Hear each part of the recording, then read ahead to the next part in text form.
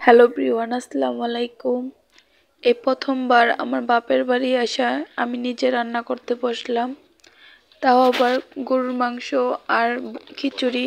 তো আজকে বিজয় দিবস উপলক্ষে আমার আব্বু বলতেছে খিচুড়ি রান্না করতে আর গরুর মাংস।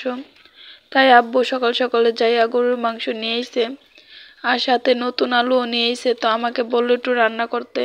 তো আমি এর আগে কখনো রান্না করি নাই গা, আজকেই প্রথম। তো এখানে আমি সবকিছু নিয়ে নিছিলাম একসাথে, কুইটা কাটা সবকিছু গুছাই নিয়ে নিছি আর রান্নাও বসাই দিছি। তো আজকে অনেক ঠান্ডার কারণে দেশে অনেক শীত পড়ছে, এর জন্য গলার অবস্থা একেবারেই খারাপ আর গলাটা অনেক ব্যথা করতেছে। তার মধ্যে ঠান্ডা তো লাগে গেছে গা দেশে আইসা।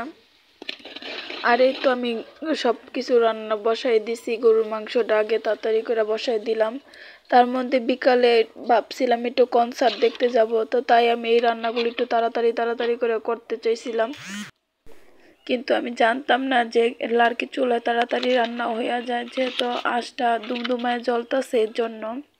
তা আমি ভাবছিলাম মনে অনেকক্ষণ লাগবো রান্না করতে, পরে দেখি না অনেক তাড়াতাড়ি হয়ে গেছে গা।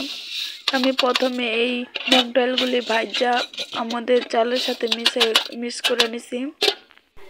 আর আমার মাও সব কিছু আমার গুছাই মুছাই দিয়ে গেছে যে রান্না করো তুমি। আর এদিক দিয়ে আমার মেয়ে তো নানা বাড়ি আসলে তিনি খেলাধুলার মধ্যে ব্যস্ত থাকে, খাওয়া দাওয়ার কত মনে থাকে না। আর আজকে আব্বু বলছিল যে গরুর মাংসের মধ্যে একটু বেশি করে আলু দিবা, তা আব্বু এই আলুগুলো আমার আব্বুই কাইটা দিছে। আর সাথে আমি সব কিছু কাইটা গুছাই মুছাই লইছি রান্না করার জন্য। আর আব্বু বলতেছে যেহেতু নতুন আলু একটু বেশি করে দিলে অনেক স্বাদ লাগবো।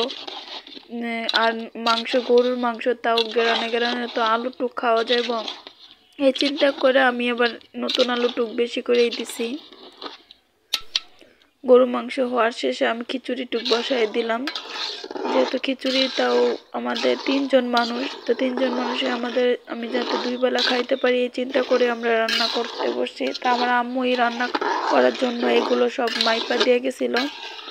তা এখানে 2 বেলা খিচুড়ি, তা আমরা ঘরের মধ্যে বেশি মানুষও না, আমার বাবা মা আর আমি আর আমার মেয়ে, এই তাছাড়া বেশি মানুষ না, তাও একটু বেশি করে রান্না করছে। আব্বু বলতেছে যেহেতু 2 বেলাই যাতে খাওয়া যায়, তো এর জন্য আমি আবার বেশি করে রান্না করছি। তো এই প্রথমবার আমি লার্কি চুলায় রান্না করলাম। আর আমার আব্বুই আমাকে অনেক সাহায্য করছে, কারণ তিনি লার্কিগুলো অনেক ফাইরাইন না দিছে আমাকে, যাতে আমি তাড়াতাড়ি করে রান্না করতে পারি। তা আমি এর আগে কখনো এরকমভাবে রান্না করি নাই, এই প্রথমবার লার্কি চুলায় রান্নালাম, তাও অনেক ভালো লাগলো। নেক্সট টাইম আমি আরও রান্না করতে পারব তাই মনে হলো।